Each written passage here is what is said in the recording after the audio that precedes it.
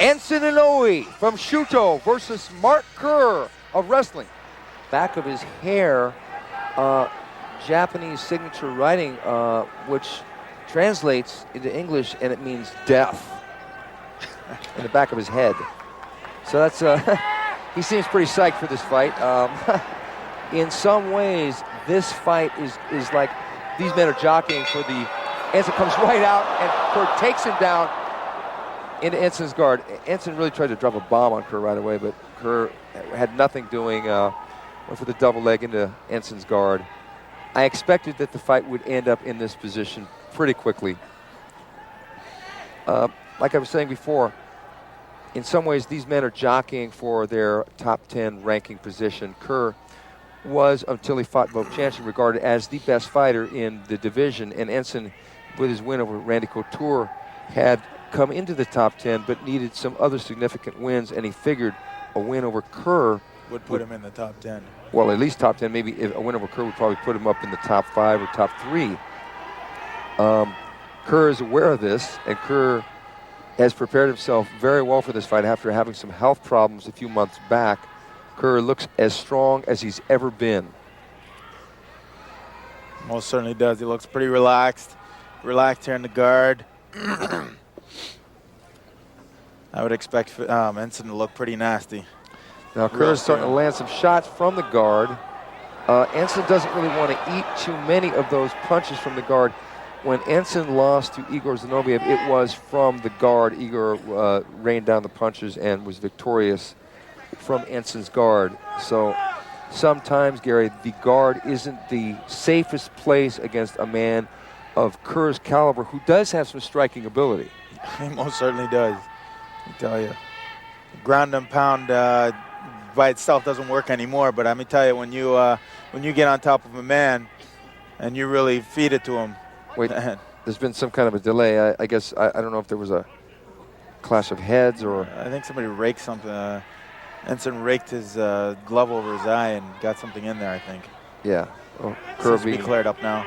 Yeah, Kerr being the man of fair play, didn't want to take advantage.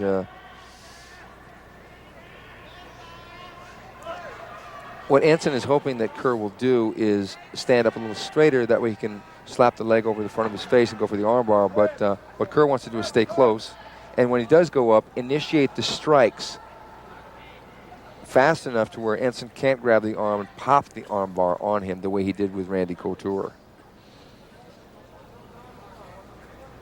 Kerr going for the neck crank. Enson pulling out.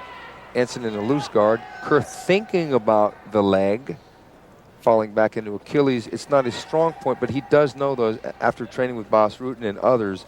He is familiar with leg locks as well as the upper body arm locks and chokes. I think Kerr trying to be getting breaking the guard and going 90 to open himself up for more submissions, because Kerr does know some good submissions. Now Enson's really using the feet effectively and striking well from the bottom. Kerr did land a good right hand before that little sequence of action, but now they're back into a loose guard. Now he's trying to pass the guard, and Enson is really trying to fight. Enson's got half guard now. If Kerr gets the side mount, it's going to be difficult for Enson to do anything, because Kerr is a master of the side mount. Master of the side mount. Master of balance. He ain't going to get Kerr off him anytime too soon. It ain't going to happen. In a way, we have a clash of styles here. We have a submission man in Enson Inoue and a wrestler in Mark Kerr. Even though both the men have trained and cross-trained in various other disciplines, those are their primary disciplines, and Kerr will go back to what he knows best, and that is to hold his opponent down and beat him up and get the decision or the knockout. Amen. Whereas Enson, he wants to try and make Kerr make a mistake and get the submission. As Enson had prophesized, this looks like it's unfolding to be a false prophecy. A long, dragged-out war. Well, I don't see no bloody mess either. Well, we're only 5 minutes in. Maybe you're right.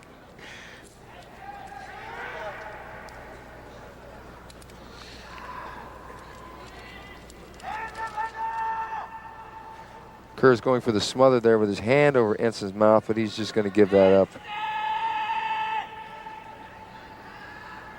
You know, wrestlers can be a pain in the ass to fight because they're just they're like Velcro on top of you. You can't get them off. Very, very difficult.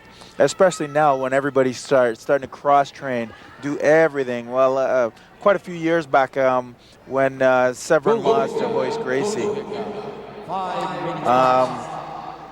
none of the wrestlers or the other fighters knew exactly how and knew what they were doing. Kerr's landing some big right hands. Sorry, Gary. Kerr is starting to connect with that right hand. I know what you mean. Kerr has the advantage of training with people like Mark Coleman to really keep his wrestling game in shape. Exactly. And a lot of the American wrestlers did have a really great run there for a while. Severn, Coleman, and then Kerr were dominating events like the UFC for a while before people got more hip to submissions and even kickboxing like Maurice Smith and Igor Vovchanchin. The kickboxers seem to have done the best lately against the wrestling styles. Now Kerr seems to be doing quite a bit. He's trying to smother him with his chest. He's trying to smother him with his chest, and he's cooking it pretty well. Enson, he's okay. He waved. He was okay. In a position like this, the fighter on the bottom has to stay totally relaxed. If they tense up, they can make it a quick fight for the man on top. Kerr's just cooking him here, just biding his time, letting Enson slowly run out of gas.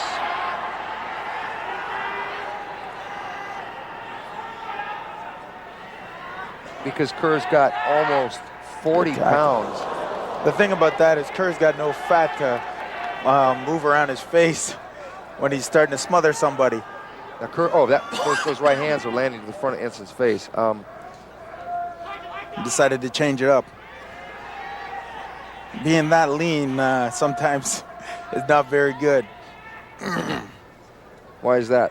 Well, see, if he was Emmanuel Yarber in that position, or Tank Abbott in that position, all his extra stuff would be melting all over him.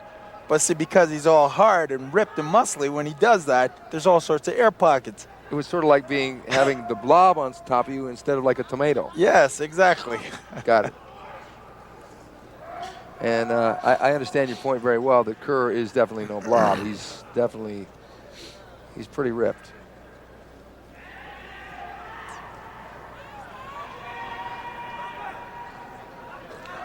Kerr continuing to grind that forearm, create pressure on the neck. Enson's strong. He's not going to be submitted from that, but it does have a wearing and tearing effect. Nice little hammer fist there by Kerr.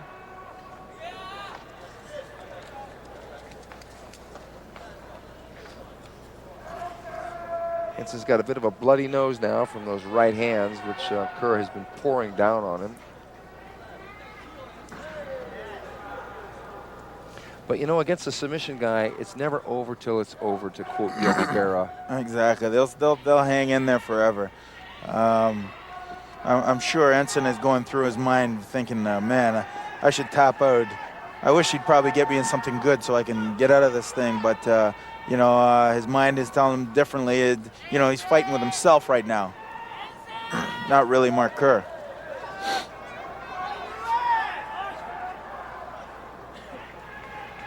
Now, if Kerr wins this fight, there is the possibility that he could have a rematch with Igor Vovchanchin. Certainly. Or he could fight me. Or he could fight you. Yeah. I personally would like the rematch with Igor Vovchanchin. I think everyone that's ever been defeated by a fighter always wants to get back at them, don't they? Amen.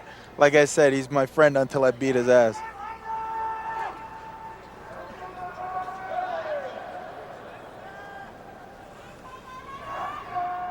If you were to have a rematch with Igor Vovchanchin, how would you go about beating him?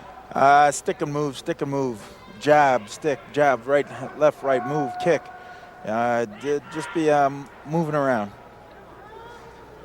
And if you were to fight a man like Kerr, how would you go about beating him? The same way Enson's trying to do right now. You're going to fight it on your back, So the best thing you could do is just get a lot of conditioning at that and know that you're going to take a beating. Be able to withstand it and hopefully tire him out, make him do something else. Well, in your last fight, you actually gave a very good effort in losing to Tom Erickson, who's quite a bit bigger than Mark Kerr. Yeah. So in some ways on paper, maybe Mark Kerr wouldn't be as hard as Erickson per se, although Erickson was coming back after a little bit of a layoff. 10 minutes passed. Okay, we've got 5 minutes left in our match. Kerr's been in complete control from the top, from the half mount or half guard, whichever vantage point you want. We're grinding away with punches to Enson Inoue, nothing of the knockout caliber. But Enson has been remiss to do anything effectively in the way of a submission or counter strikes.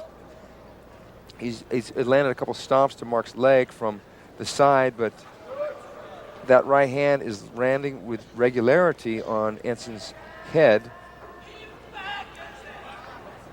Kerr is pretty much executing his game plan. I think when Kerr fought Vovchanchyn, he maybe got out of his game plan. Igor had something to do with that, of course, but he stood up with Igor a little bit. He stood up, and well, Igor's really low to the ground, and he's got a good center of gravity, so it's hard to, when you look at him, it's difficult to shoot. It's a little intimidating, you know, and as you know, well, as everyone knows, you know, Kerr's not a stand-up fighter, you know, he's a ground and pound type of specialist. Kerr does continue to improve his other elements. If there were weaknesses in Kerr's game, he's always working to improve those in punching, kicking, kneeing, submissions. So he is an astute student of the game. He just doesn't stay at what he knows. He's always learning and improving. I think most fighters nowadays realize they have to do that in order to keep current and to stay competitive on this level. Nice forearm strike by Mr. Mark Kerr. But Enson is not quitting. No, a lot of tenacity. But Kerr hasn't slowed down any either. Kerr's grinding that forearm again. Eventually that's going to be a problem for Enson because Enson's neck can only take so much downward pressure, then it's going to start to loosen up. Kerr's putting a lot of pressure on that neck. He's just laying on it, and Enson might try to bridge a little bit, but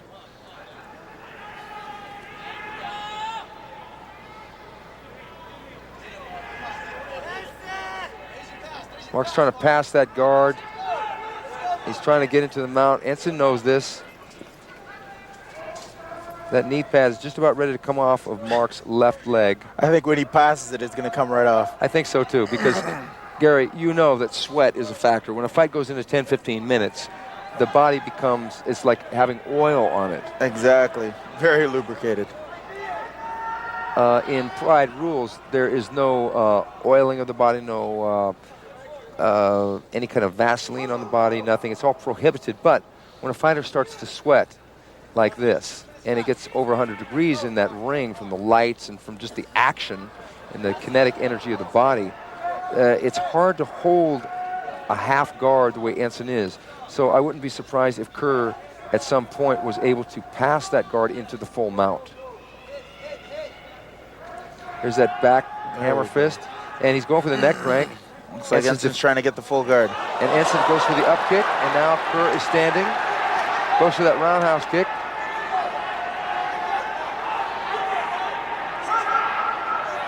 Enson goes for the stomp at that knee. I'm sure Mark doesn't appreciate that. Goes for the low kick to the leg. Mark's been working on his Muay Thai a bit too, so he can use that as well. His shins are conditioned. I can attest to that. I saw him kicking the side of a bench a couple days ago at the hotel just to break time. So I don't think. Okay, 1 minute left. Okay, they're going to restart the fighters. A good decision. There was a lack of action. There was nothing significant going. And Kerr, I expect Kerr's going to throw a kick. Oh, he shoots and takes him down. Right back into the guard.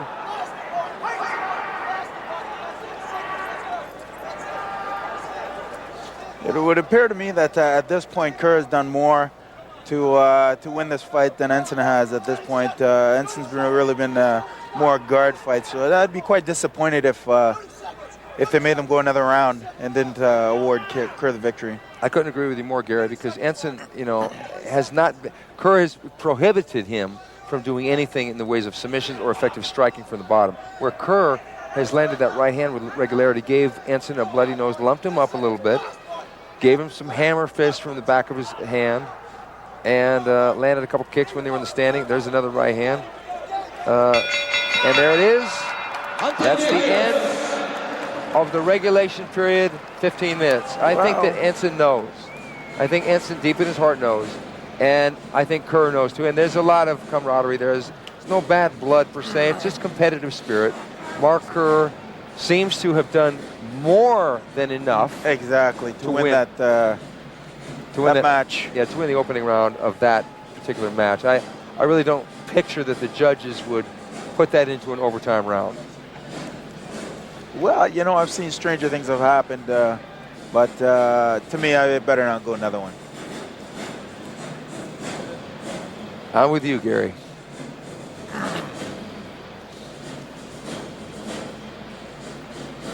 So what's that carved into the back of Enson's head? It means death. Enson came right out with that right hand, and Kerr went for that double leg.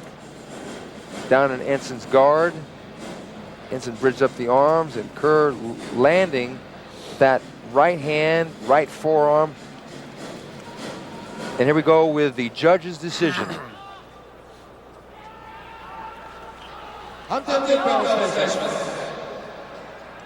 Judge, Mark Kerr. That's